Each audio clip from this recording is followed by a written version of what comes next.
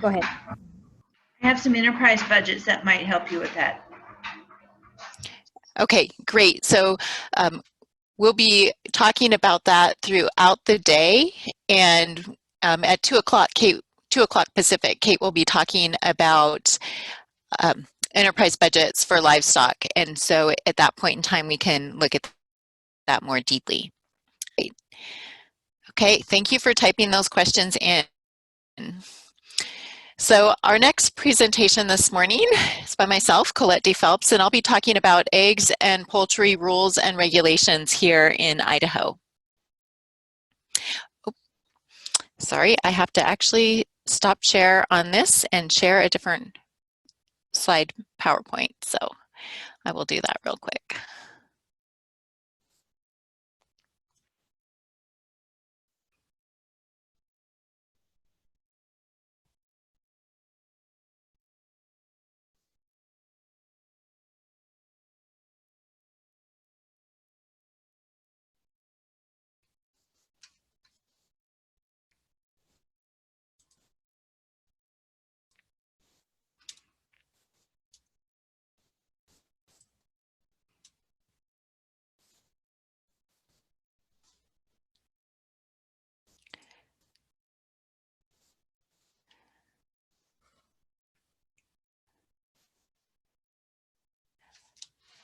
So Mackenzie, can you tell me if you can see my screen right now? I cannot.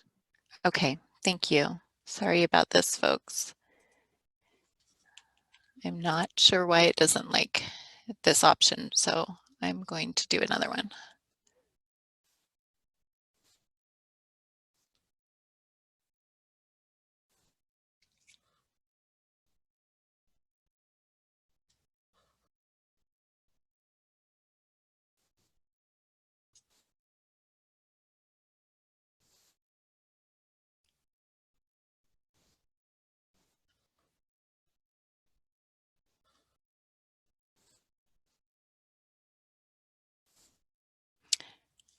I guess lesson learned that it will not allow me to have two PowerPoint presentations open at the same time. So I apologize, everyone.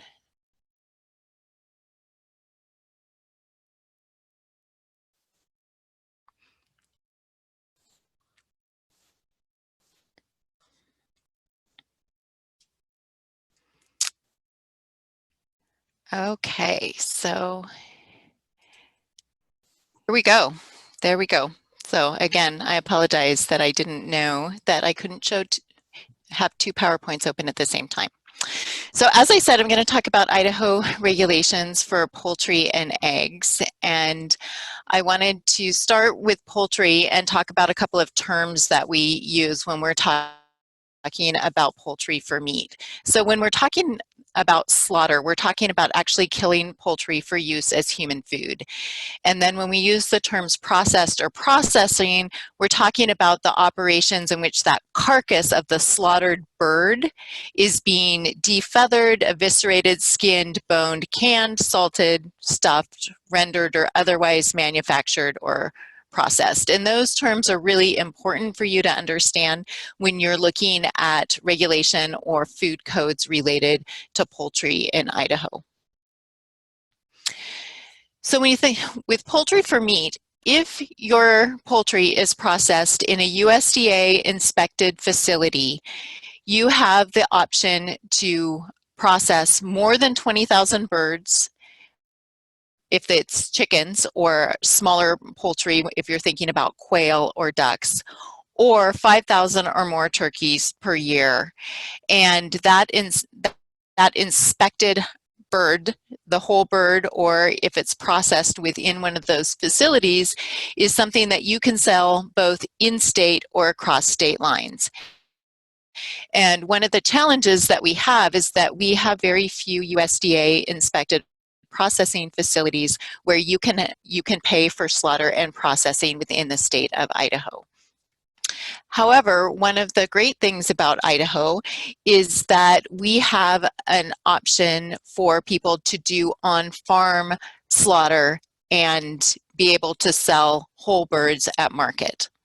So if you are a farmer that is raising and slaughtering less than 19,999 small birds, so as I said, like chicken, pigeon, duck, quail, or less than 4,999 turkeys annually, you can become licensed as a food processor by the local health department. And this is really key, that you have to become licensed as a food processor by the local health department.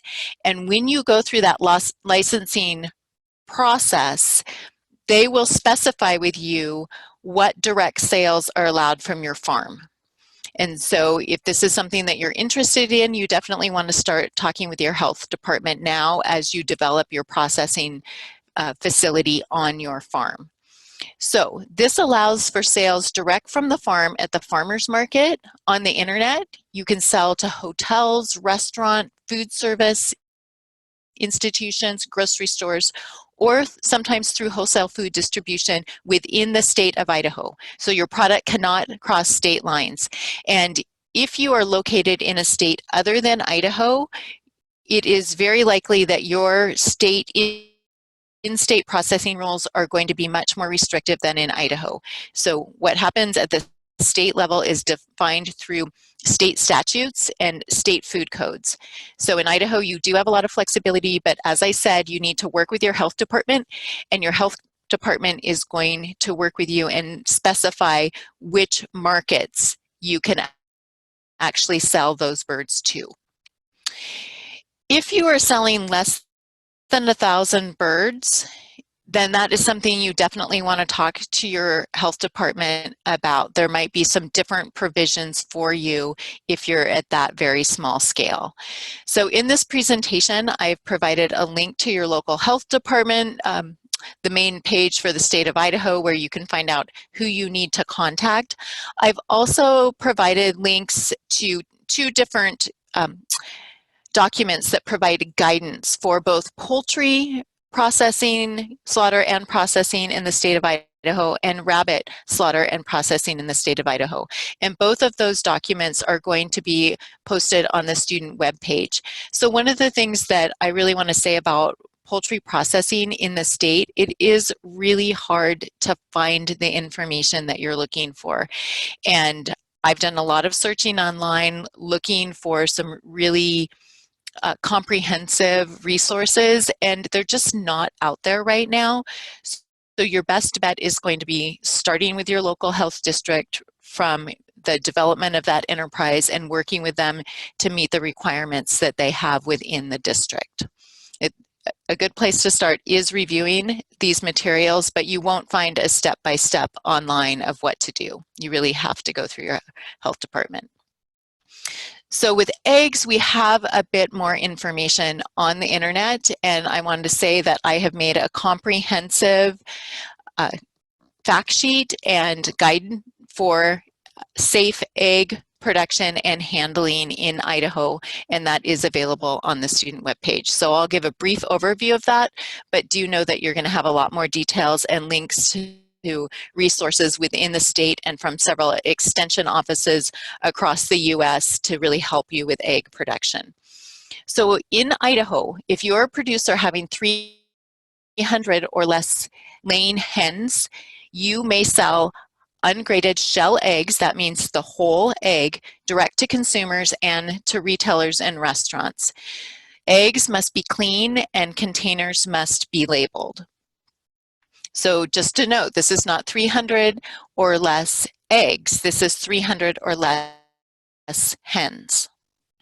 Labeling of egg cartons is something that we are required to do within the state, and you need to have your individual's name, physical address, and zip code. So here is an example of that. And also you need to have safe handling instructions. And this is really important, and you need to have this exact statement. To prevent illness from bacteria, keep eggs refrigerated, cook eggs until yolks are firm, and cook foods containing eggs thoroughly. Then you also need to have the statement, ungraded eggs. So those are the requirements for labeling. There are also requirements about how clean your eggs need to be. And in the resources I provided, you can find the exact specifications of what it means to have a clean egg, because they actually talk about how much dirt is on that egg specifically, and I've provided a lot of information about how to safely clean eggs. But your shell eggs have to be received by the buyer, your customer, clean and sound, and they can't exceed the restricted egg tolerances for U.S. consumer grade B eggs. And this means that no more than 10% can be dirty or check eggs. And when you think about check eggs, is if you hold the egg up to the light, if you see those little cracks in the shell, it's not a crack all the way through, but it's like a fine line in the shell. That is the check, and you can't have more than 10% of that, and they cannot be otherwise unfit for consumption. For proper egg handling and delivery, eggs have to really be stored in an ambient air temperature of 45 degrees or less. I know that there are some different perspectives about this in different countries, and in Idaho, you really have to store them for 45 degrees or less. And you also have to be able to deliver them in some type of refrigerated equipment, and it can be a cooler with ice that maintains an ambient air temperature of 45 degrees or less. So that means that when you are packing your eggs, you've cleaned them, you've stored them in a refrigerator at 45 degrees Fahrenheit or less, then you need to put them into a cooler that has a temperature gauge in there that also says that they're 45 degrees or less, and you are delivering them at that temperature. And you have to inform your customer that the eggs are ungraded. And when you sell them, or when your customer sells them to their client, so if it's on a menu or if it's in a grocery store, they have to some way tell those customers that those eggs are ungraded. So this chain of understanding of the nature of these eggs goes from the farm to the final customer, even in a retail or restaurant situation. On the website, you do have this document, which is the ungraded shell table eggs exemption statement, and this is something that you need to provide to your customer if you are selling to restaurants or retail. At this point, the most current one that I could find does have Governor Butch Otter's name on it. If there is an updated form, your health department will know that. So that's a really brief overview of the Idaho regs about poultry and egg production. As I said, there are a lot of resources on the website for you. And if anybody has any questions, I'd be happy to take those. Hi, Colette. We do have a few questions. Okay. The first one is, do you have any thoughts on Europeans not refrigerating eggs for shelf use? So that's what I was referring to, that in other countries and other cultures, they have different egg handling requirements, and I can only speak to what the requirements are in Idaho, and that is that 45 degrees ambient air temperature or less. Awesome. Thank you so much. We have another question. Does the address on the egg carton have to be the full address, or can it be the name of the farm and the city? They provided an example. With their farm, they have Lightfield Acres with Star, Idaho on it, and their webpage has the full address. It specifies very clearly that labeling has to have the individual's name, not the farm name, the individual's name, the full physical address, zip code, and it says phone number. Great, thank you so much. And we have one last question. I think this is a clarification question.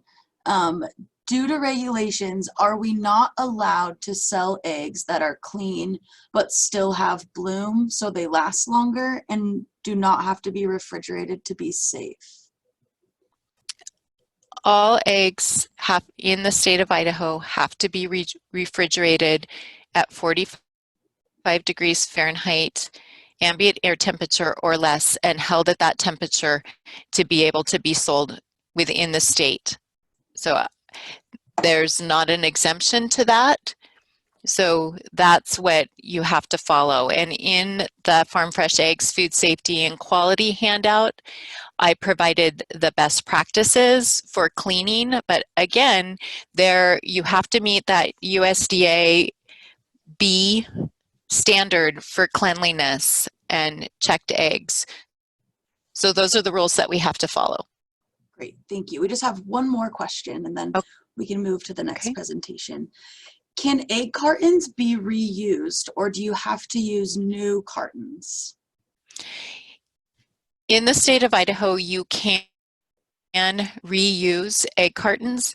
That is not a best practice for food safety. So it is definitely acceptable. However, if you are really looking at your food safety protocols on your farm, it would not be best practice to reuse those egg cartons, especially because you don't know where they have been and where they've been stored and what they've been exposed to.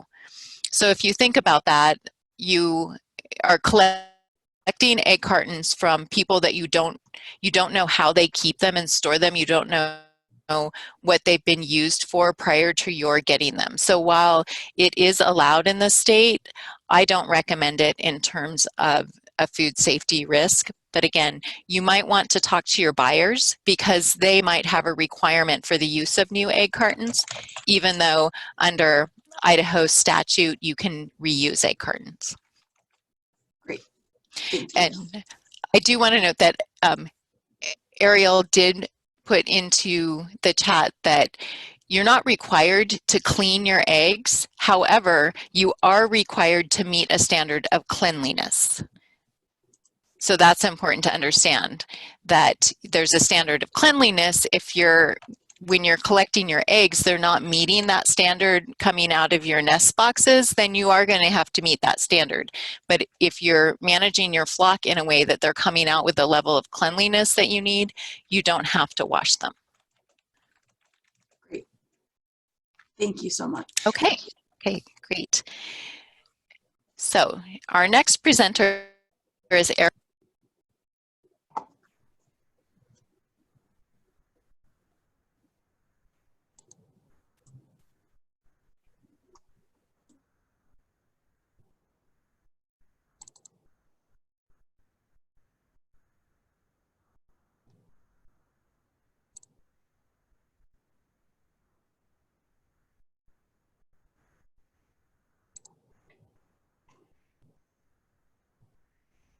And I lost my sound. I don't know if anybody else can hear me. Oh, we can hear you now. Okay, good. I can't. Great. Oh, now I can hear you. Perfect. Okay. All right. I just wanted to say hello to everyone. I really miss seeing you all in person. I saw several of the students from our Boise Caldwell class, Molly and the Cleavers and John and maybe somebody else who called in who's not identified on the screen. But I'm glad that you guys are attending today. I wish that we could see you and you could see us. But we're really glad that you're tuning in and getting this really valuable information. I also apologize because I had promised my Boise and Caldwell class that we were going to have some kind of animals in the class with us, whether they were baby rabbits or chicks or goats, and now none of us get to cuddle those baby animals. So hopefully you have some on your own farm.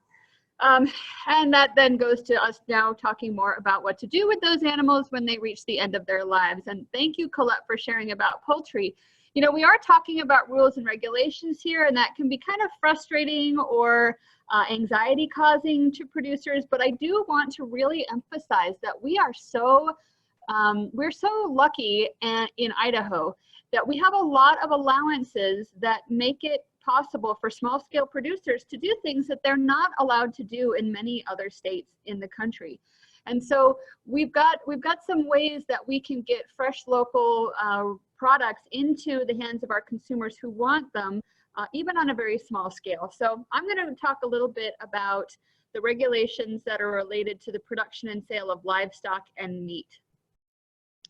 So this is going to hark back to our very first workshop where we talked about understanding some of the restrictions or allowances based on where you live and where your farm or property is. And so one of the first things you want to consider, even before you get animals, right, is your zoning. Are you zoned for livestock? Whether you live in a neighborhood, an unincorporated or incorporated county, a city, wherever you live, are you zoned to have livestock? And then if you are zoned to have livestock, how many animal units are permitted? And we're going to get into some of these in a second. And then what other restrictions may exist that either make it easier or harder for you to have livestock species.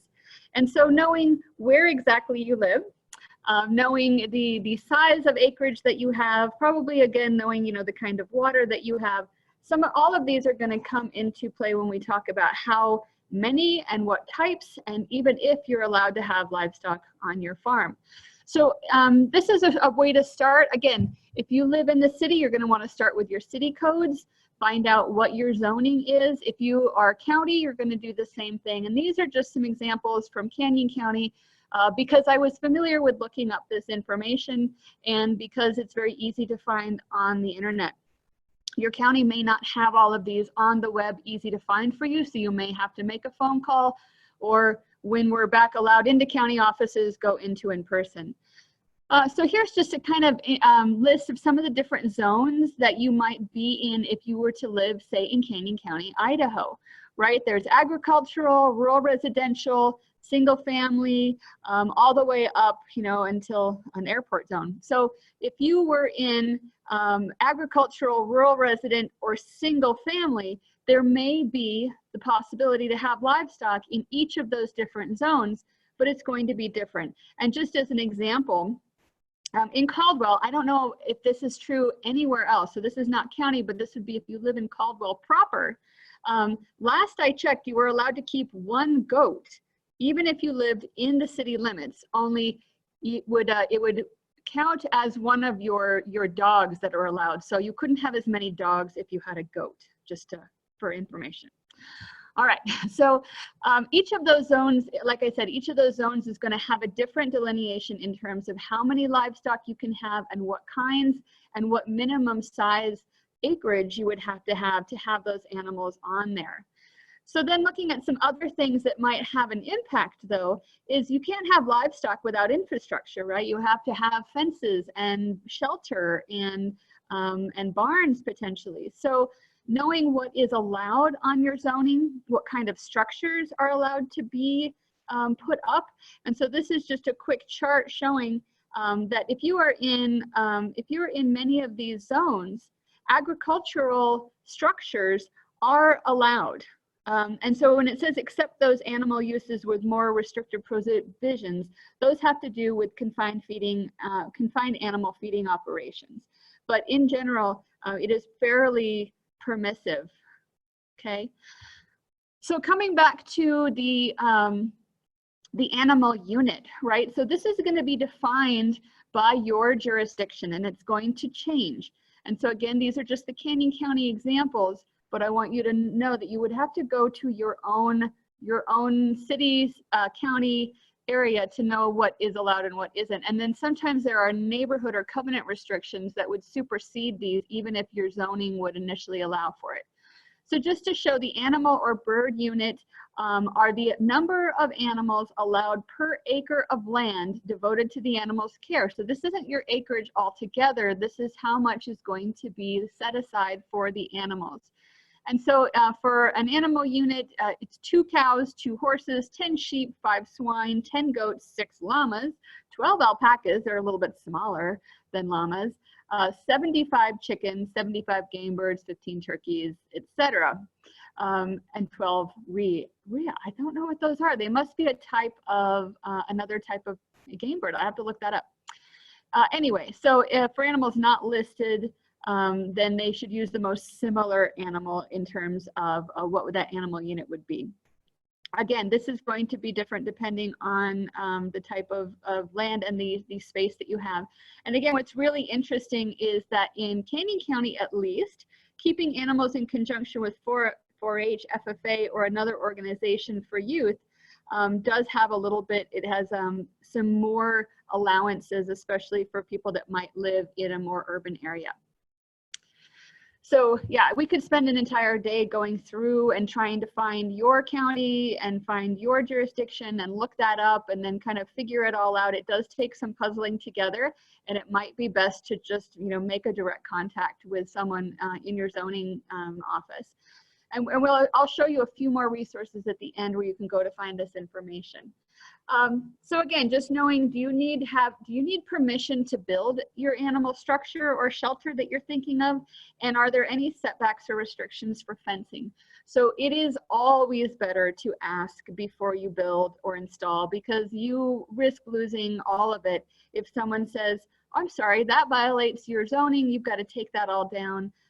It's better to work through the system. And in a lot of our counties, especially our rural counties, you know, agriculture is a priority and is valued, and at least in my experience, a lot of times they're willing to work with you. Some of the cities, not nearly as much as county potentially, and then again, some counties are very different. So I won't say that they're all amenable to it, but some are. And then just really quickly to show you one more example from Canyon County, again, because it was really easy for me to find this information. There is an agricultural building exception to needing a building permit. So you are usually okay building something agricultural without a permit, but it does really recommend that you do apply for and obtain a zoning compliance permit before any construction begins. That way, if anyone's going to question it, you just say, nope, I've got this, it was okayed, but it doesn't require a formal building permit, which is a longer, more complicated process. So, and then there's just some of the information about the codes. All right, so have that checked out first. All right, really quick, I'm going to go through dairy. So this is really interesting, and again, this is something that is unique to Idaho and really of value to Idaho producers. So in general, right, this is in general, all dairy products must be produced and processed from an Idaho State Department of Agriculture permitted facility and meet applicable milk quality standards.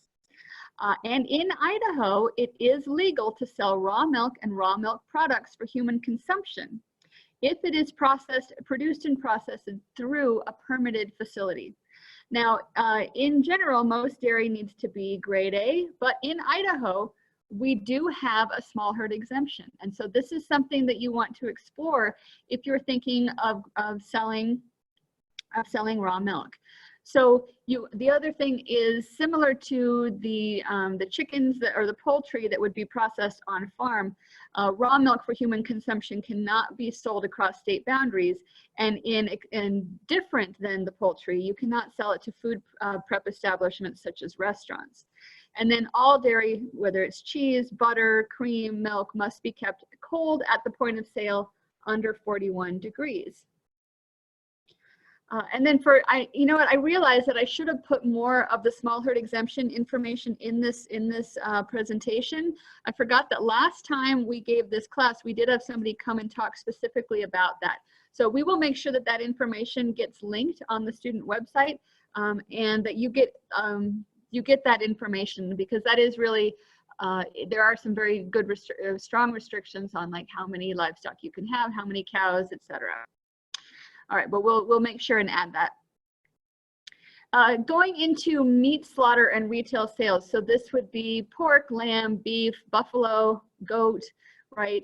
So any meat that is going to be for sale to consumers direct, right? So you're going to be selling it to a consumer as meat. It must be slaughtered and processed in a USDA inspected facility. And so this is going to limit some people in the state if they do not have ready access to a USDA inspected facility.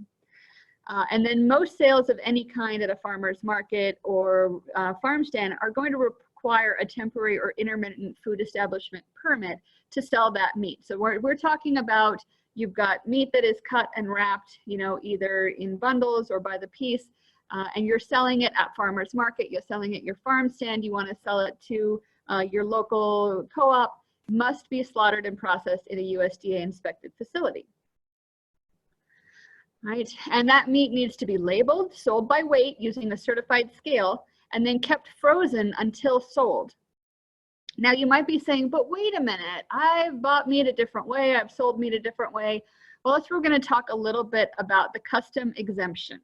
And so some locally raised meat animals may be sold in this way. And see, the difference here is before we're talking about meat, and then if we're talking about custom exemption, we're talking about meat animals. All right, so let's talk a little bit about the custom exempt livestock sales. So small meat processing plants, we are really lucky in Idaho that we still do have a number of these. These are custom exempt meat processing plants. This is where if you've raised meat for your own family use, you may be familiar with taking your animals in to get processed and going and picking up the meat. They often process game as well. So these facilities can slaughter and process livestock for the exclusive use of the animal's owner, family, and or non-paying guests. Right? So if you want to take advantage of this, this processing resource in your community, the way that this happens is that the producer must sell the live animal to their customer. And as a courtesy to their customer, they must transport that animal to the custom exempt processor. However, it's the new owner of the animal that calls the processor, arranges the slaughter, gives the cut and wrap directions, pays, and picks up the meat, right? So if I, myself, living in Boise, I want to, I want to purchase some locally raised meat and I don't have a USDA processing facility in my area, I'm going to buy a lamb from my farmer, and my farmer is going to take that lamb to the slaughter for me because I don't have a trailer, and then I'm going to arrange the pay, cut and wrap directions, and go and pick up the meat when it's finished for my lamb that I now own. So I pay the farmer for the price of the animal, and I pay the processor for the meat. So our custom processors do a really good job. For the most part, they handle meat in a safe, clean, and ethical way. Their facilities are clean and they are inspected. And they are inspected regularly for overall sanitation and food safety. However, there's not a federal inspector on duty at all times like there is in a USDA facility. And so for that reason, meat from a custom exempt facility cannot be USDA certified. It cannot be sold at retailers or sold across state lines. And that was a lot really quick, but I'm trying to keep us on schedule. But this is really important information for those of you that are wanting to start to raise a few animals. Here in the Treasure Valley, we have quite a number of custom exempt facilities. We also have a USDA facility in Nampa, and that's where a lot of folks go that are selling their meat at farmers market and at the co-ops and at the farm stands and other retail establishments. We also have a lot of producers that are utilizing that custom exempt practice and selling live animals to their customers. And so two resources I wanted to share with you. We'll put more on the website, but these are two that I think are really valuable. So one is this publication here on the left side of your screen, and this is a University of Idaho publication. It came out a few years ago, Buying Locally Raised Meat for Custom Processing. Now this is really more a guide for your potential customers who, trust me, as one formerly myself, I really had no idea what I was doing. And this guide is really good at telling people, okay, you're going to buy an animal that weighs this, and you're going to get this much meat out of them. And this is kind of how it's going to work. And these are some of the terms that the butcher is going to use when they're asking you questions. And then for you as a grower of these livestock animals, it really is a valuable tool for you to share with your customers. And then the other resource that I really like, this is coming out of Oregon and more of the Pacific Northwest, but this is the Niche Meat Processor Assistance Network. They do have their finger on the pulse of a lot of what is happening around the PNW and across the country. So if you're having a hard time finding some information about, local processors, about local regulations, and you're not getting a lot of answers from either your local extension or your local county zoning, they just don't have that capacity, then I would turn to this, and it's got lots of other great information for anyone selling meat on a smaller scale or local system. So these are both really good tools for you to use. And I would also just wanted to let you know too that one thing that we don't seem to have really readily handy is a list of all the custom slaughter facilities in the state of Idaho. And I was recently talking to somebody from the Idaho Beef Council, and we were talking about that being a need and something that we all kind of want to work on together. And so as you're working through coming up with local resources, which is something we're going to give you instructions for in a second, that's something I really would love to see, at least if this group could generate a list of everywhere that they know about, and we'll start putting that together, because I feel like that's something we need to supply for all of you to have easy access to where you can find custom and USDA facilities, you know, within a range that is doable for you to get your animals there. So thank you, everybody. I'm sorry that was so quick, but I'll stop my screen and maybe there's questions. Great. Thank you, Ariel. Let's see. I do not see any active questions at the moment. So I am going to move on to share my screen. And I will say that for North Central Idaho, we do have a compiled list of all of the custom meat processors that we could find, and I will make sure that a link to that is put in the student webpage, and I would love to expand that. We have them in a online mapping system, so we'll make sure that that's out there, and I totally agree that that information is something that we would like to put together statewide.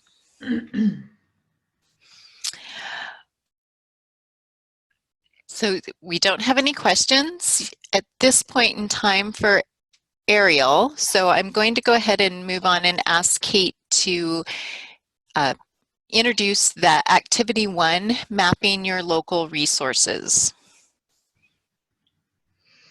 Okay, are you going to let me share my screen?